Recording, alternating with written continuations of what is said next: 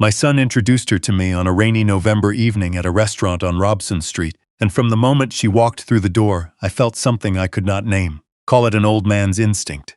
Call it 31 years of watching people lie about numbers on forms. Whatever it was, it made the hair on the back of my neck stand up before she even reached our table. She was beautiful in the way expensive things are beautiful. Deliberate, polished, assembled. She wore a silk blouse the color of winter fog and smiled the kind of smile that shows all the right teeth without ever reaching the eyes. My son stood up the second he saw her, and the way he straightened, just slightly too rigid, like a man bracing himself, told me something I wasn't ready to understand yet. Her name was Celeste Moran, real estate developer. Vancouver-born or so, she said. She had a firm handshake, steering conversation that reminded me of the financial auditors I used to sit across from during my years at the Canada Revenue Agency, the ones who had something to hide and knew exactly how to make you feel foolish for suspecting it. Before I go further, let me tell you a little about myself. My name is Colin Fraser. I'm 64 years old and I spent over 3 decades as a forensic accountant with the CRA's Special Enforcement Program. My job was to find the money that wasn't supposed to exist. Offshore accounts buried under shell corporations, cash payments disguised as legitimate consulting fees, real estate transactions structured to wash the fingerprints off dirty money. I have sat in boardrooms with men in $10,000 suits and caught them lying to my face using nothing but a spreadsheet and patience. I retired 3 years ago. My wife, Dorothy, passed 6 years before that. A quiet Tuesday in March when the maple trees outside our house in North Vancouver were just beginning to turn green again. After that, my son became everything. He was 26 when his mother died. Old enough to hold his grief with dignity, and he did. He was the kind of man Dorothy and I had tried to raise, thoughtful, steady, honest to a fault. So when he told me he was in love and wanted me to meet someone, I cleared my calendar and drove across the bridge without a second thought. That dinner lasted 3 hours. By the end of it, I had smiled enough to make my face ache and said nothing that mattered. Celeste talked about her developments, luxury condominiums in West Vancouver, a boutique hotel project near Kelowna, a mixed-use complex going up in Richmond. She spoke in numbers the way some people speak in prayers, fluently, reverently, as if the figures themselves were sacred. My son barely spoke. He laughed when she laughed and agreed when she paused and looked at him. Once, near the end of the meal, he started to tell a story from childhood, something about the time we got the truck stuck in the mud on a camping trip near Whistler, and she touched his wrist. Just that. A light touch, 2 fingers, no pressure. He stopped mid-sentence and didn't finish the story. I drove home alone and sat in my kitchen for a long time, drinking tea that went cold before I remembered to drink it. They were engaged 4 months later. The engagement party was held at her penthouse in Cole Harbour. 40-something guests. Champagne that cost more per bottle than my first car payment. A catered spread that the host barely touched. I stood near the floor-to-ceiling windows watching the lights of the North Shore reflect off the inlet and tried to feel happy for my boy. He found me near the end of the evening. The party was still going. Music, laughter, the sound of wealth being comfortable with itself. He came and stood beside me at the window, close enough that his shoulder touched mine the way it used to when he was a teenager trying to tell me something he didn't know how to start. "Dad," he said, and his voice was lower than it needed to be given the noise in the room. "What is it?" I said. I kept my eyes on the water. He pressed something into my hand. A small folded piece of paper, the corner torn from what looked like a cocktail napkin. I didn't look at it. I slipped it into the breast pocket of my jacket and kept my face still. "Don't read it yet," he said, "and don't look at me when I walk away." He walked back to her. She was across the room accepting congratulations from a couple I didn't recognize, and when my son reappeared at her side, she put her arm through his without looking at him. The gesture had the quality of a reflex, practiced, possessive. I stayed by the window until I was certain no one was watching me. Then I moved to the hallway near the coat room and stepped into the small powder room at the end of the corridor. I locked the door. I turned on the tap, just for noise, and I unfolded the napkin. 4 words. His handwriting. I knew it from grocery lists and birthday cards and the notes he used to tape to the fridge when he was in high school. "Dad, help me, please." I stood there with the tap running and the paper in my hand, and I felt the bottom drop out of something I'd been standing on without knowing it. I had been hoping I was wrong. I had been telling myself that the stiffness in him was just nerves, that Celeste's controlling manner was just confidence, that the way he never finished his own sentences around her was just the adjustment of a man learning to share his life. 4 words dissolved every excuse I had made. I folded the napkin. I put it back in my pocket. I turned off the tap and looked at myself in the mirror for a moment. Then I went back to the party and smiled until it was over. Getting to him alone was harder than I expected. In the weeks after the engagement party, every time I called, she answered. Not his phone, hers. She had a way of intercepting the conversation before it began, routing it through herself the way a toll booth routes traffic. Nothing moved without going through her first. He texted occasionally. Short messages, always the same flat tone. Busy with the move, all good, talk soon. They had moved into her home, a 6-bedroom property on a private road in West Vancouver, behind a stone fence and an automated gate with cameras I could see from the road. I drove out there on a Tuesday in February, 3 weeks after the party, parked outside and pressed the intercom button. Celeste herself came through the speaker, her voice smooth and warm. My son was at a site walkthrough in Richmond, she said. Come for dinner this week. I said, yes, thank you, I'll be in touch, and I drove home with my jaw set so tight my molars ached. I spent 3 days thinking before I went back. On the 4th day, I waited at the end of the road at 7 in the morning and watched through a pair of binoculars, the same ones I used to bring bird watching with Dorothy in the Fraser Valley, until I saw her silver Audi leave the property just before 8. My son answered the intercom this time. Dad? His voice was cautious, careful, as if he were reading from a script he hadn't memorized well enough. I was passing through, I said. Brought you some of that smoked salmon from the market. Your mother's recipe for the brine, remember? A silence, then the gate clicked open. He met me at the door. The house was immaculate, everything white and gray and glass, the kind of interior that looks like it belongs in a magazine and feels like nobody actually lives there. He was wearing a long-sleeved shirt in the middle of the morning despite the heat from the radiant floor system humming beneath the stone tiles. His face was thin. Not the natural thinness of a busy man, but the carved-out thinness of someone who hasn't been sleeping. I hugged him and held on for an extra second the way I used to when he was small and had a nightmare. His shoulders were knotted under my hands like old rope. You look tired, I said. I'm fine, he said, just the project schedule. We sat at the kitchen island with coffee I didn't taste, and he talked about the Richmond project, and I watched his hands. They were steady, but his left thumb kept pressing against the inside of his right wrist. A small, unconscious motion, back and forth like he was checking for something. I reached across and touched his forearm lightly. He flinched, not much, but enough. How's your arm, I said, keeping my voice even. Pulled something at the gym, he said. Old injury. He was wearing the long sleeve to cover something. I had been in this job long enough to know when a number didn't add up. Human beings hide things the same way corporations do, by burying them under layers of plausible explanation. I left an hour later without confronting anything. I kissed him on the cheek at the door and told him to come for dinner soon, and he smiled a smile that didn't reach anywhere near his eyes and said, yes, absolutely, that sounded good. I sat in the truck at the end of the road for 10 minutes before I started the engine. Then I went to find someone who could help me. His name was Pete Gallagher. We had worked together in the Special Enforcement Program for 11 years before he left for the private sector. He now ran a small financial intelligence consulting firm out of an office above a Vietnamese restaurant on Kingsway in Burnaby. He was the kind of man who kept a Faraday-shielded laptop in a fireproof safe and called it just being careful. I told him everything. He listened without interrupting, which was how I knew he understood it was serious. Celeste Morin, he repeated, tasting the name the way you taste food you're not sure about. I've seen that name in development filings, Richmond and West Van. What kind of filings? Interesting ones. He turned to his screen. Give me a week.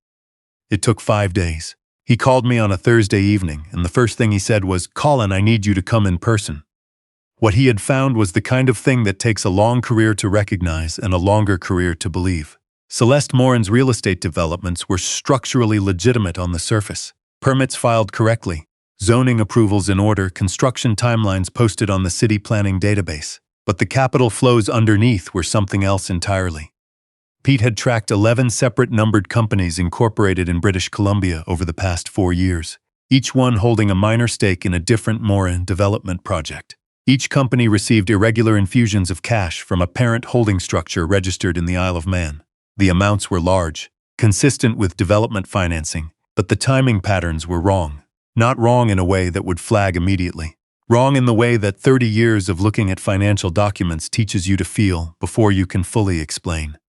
The money was not being used to build condominiums. The condominiums were being used to move the money. It's a wash cycle, Pete said, drawing a diagram on the back of an envelope the way he always had. Real estate, because it's slow and complicated and jurisdictionally messy. She buys, develops, sells the units. By the time the proceeds come out clean, They've passed through 4 different legal entities across 3 countries. Who's the source? I asked.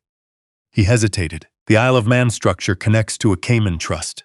The Cayman trust connects to a management company in Montreal. He paused again. Colin, the Quebec angle on this is not small.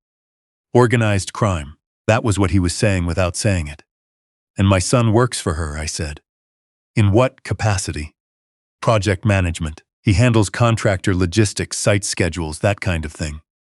Pete set down his pen. If he ever had access to the internal account structures, he would have seen it, I said. That was the moment I understood why she had rushed the engagement, why she had isolated him, why she needed to control every conversation he had and every movement he made. My son was not the love of Celeste Morin's life. He was a liability that she had contained by converting into a legal relationship. She wasn't relying purely on law to keep him silent. She was relying on fear. She had made him afraid enough that he wouldn't speak even if he could, and afraid enough that 4 words on a cocktail napkin was the most he had been able to risk in months.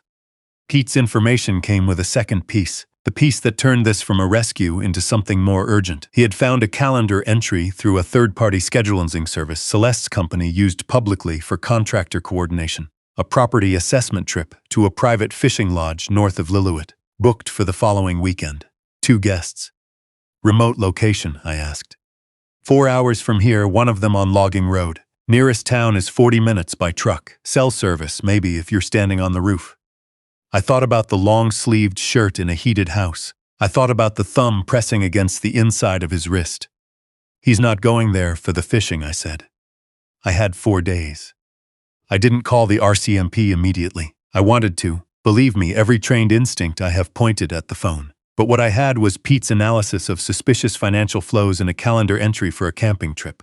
That is not an arrest. That is a preliminary inquiry that takes weeks to process while someone I love spends another weekend alone with a person who has been systematically hurting him. The truth is always in the documents. It doesn't disappear. It doesn't lie. It waits. If my son had seen the accounts, if he had understood what he was looking at, he would have copied something.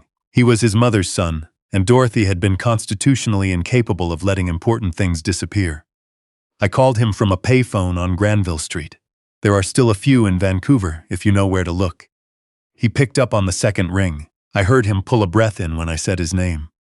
Don't say anything, I said. Just listen. If you saved anything, I need to know where. 1 word is enough. Silence then. Squamish. He hung up. I drove to Squamish the next morning, a city an hour north of Vancouver, wedged between the mountains and the Sound. We had been there together many times. Dorothy loved the farmer's market. My son had done his first real climb on the Chief when he was 16. There was a storage facility on the south end of town we had rented one summer between houses. We hadn't used it since. I still had the key on my ring. Unit 14 was exactly as we had left it. Boxes of books, a camping table, Dorothy's sewing machine in its case. In the far corner, behind a cardboard box labeled Kitchen Misk, I found a waterproof gear bag I didn't recognize. Inside it was a USB drive and a folded piece of paper with a handwritten note, in case something happens to me. I drove to Pete's office without stopping. What was on the drive was more than we expected. My son had not just copied financial records. He had photographed documents on his phone, internal memoranda, wire transfer instructions, correspondence between Celeste's numbered companies and the Montreal management firm. He had done it over several weeks, carefully, 1 document at a time. For a man who had been isolated and frightened, he had been methodical in a way that made me proud and broke my heart in equal measure. Pete spent 2 hours going through the files. When he sat back in his chair, he said, "This is enough for a prosecution." I called him from a payphone again that evening. He was alone. She was at a dinner across the city. We had 7 minutes. I told him what Pete had found. I told him about the RCMP contact Pete was prepared to call. I told him about Lillooet. His voice, when he finally spoke, was quieter than I had ever heard it. She told me she had files that made it look like I was the one running the accounts. She said no one would believe me over her. She said if I talked to you, she'd make sure you went down with me. I had to keep my voice steady. She built that threat out of nothing, I said. I know what fabricated financial records look like, son. I spent my career finding them. And Pete has what you copied. That's the real record. I paused. She had no idea who your father is. He was quiet for a long time. Then what do you need me to do? Go to Lillooet, I said. Act as if nothing has changed. Can you do that for 1 more weekend? Another silence. Then he said yes. Pete's RCMP contact was with the Integrated Proceeds of Crime Unit in Vancouver. The call that evening came very serious very quickly. They wanted the drive, they wanted us in the next morning, and they wanted to know everything about the Lillooet trip. They could not move on Celeste Moran before the weekend without tipping her off through the normal warrant process. What they could do was position plainclothes officers at the lodge and intercept. They needed my son to walk in the front door without alerting her, and they needed him to carry a device. I was not supposed to be anywhere near Lillooet. The RCMP contact had been very clear about that. I parked 7 kilometers back from the turnoff on the forestry road and sat in my truck with a thermos of coffee and waited. The mountains up there in the interior are a different kind of enormous than the mountains near the coast. Older, more indifferent, the color of iron in the early morning. Dorothy always said the interior made her feel appropriately small. Sitting on that logging road with nothing but spruce trees and gravel in every direction, I understood what she meant. The call came at 9:30 in the morning. The officer's voice was steady. They had intercepted a conversation inside the lodge, a recording my son had allowed using the device the RCMP had provided him the previous evening. The conversation had been unambiguous. Celeste Moran had made statements about a kayaking excursion planned for that afternoon, about a section of the river where the current was particularly unpredictable, and about how tragic it would be if someone unfamiliar with the water got into difficulty. She had also spoken about the Montreal firm and about a payment that needed to be cleared before the end of the month. Forensic accountants learn quickly that a confession recorded cleanly is worth 1,000 spreadsheets. She had given them everything they needed. The officers entered the lodge at 10:17. My son was in the back room on the pretext of loading gear. Celeste was at the kitchen table with her coffee. She did not make a scene. According to the officer who called me, she sat very still when they identified themselves, and the expression on her face was not anger or fear. It was the look of someone running calculations and understanding, for the first time, that the numbers were not going to come out in her favor. I drove the 7 kilometers to the turnoff and parked on the side of the forestry road. My son came out of the lodge toward the RCMP vehicles. He stood in the cold morning air of the British Columbia interior, where the mountains rise in every direction and the river below runs the color of cold jade, and when he saw my truck at the end of the road, he walked toward it. I got out. We didn't say much. We didn't need to. 8 months after that morning, I sat in the provincial courthouse in Vancouver and watched the Crown Attorney lay out a financial case that was, if I'm being honest, one of the cleanest pieces of forensic work I had ever seen. Every document my son had photographed, every wire transfer Pete had traced, every correspondence between Celeste Moran's numbered companies and the Montreal firm, assembled with a precision that would have made my old colleagues at the CRA proud. Celeste Moran pleaded not guilty. Her defense lasted 4 weeks. The verdict took the jury 2 days.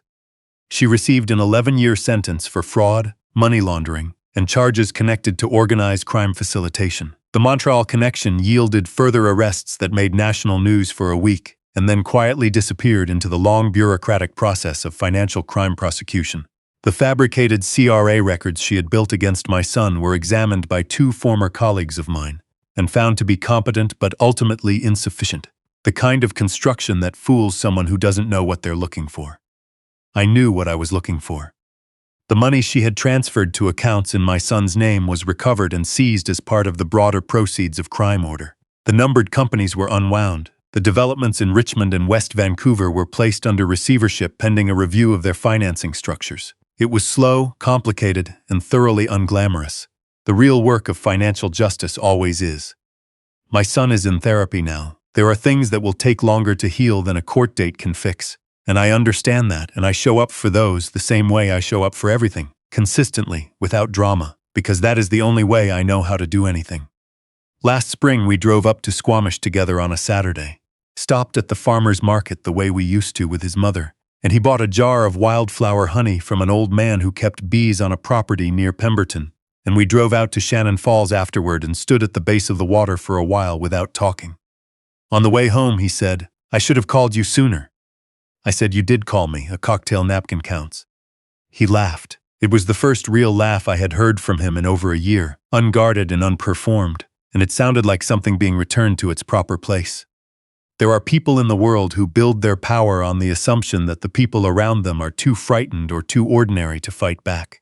They count on fear. They count on isolation. They count on the belief that they have made themselves untouchable through money and control and carefully constructed lies. What they cannot account for is the particular stubbornness of a parent who has nothing more important left to protect. I am 64 years old. My knees bother me in the cold. I drive a truck with 200,000 kilometers on it, and I make my own bread on Sunday mornings because Dorothy taught me how, and I refuse to let that go. I am not an impressive adversary by any measure that Celeste Morin would have used. But I spent 31 years learning to find what people bury. The truth does not hide forever. It waits in storage units and on USB drives and in the handwriting of frightened young men who were raised to know that their father would come. When the person you love most is the one they're trying to bury, you find it. You always find it.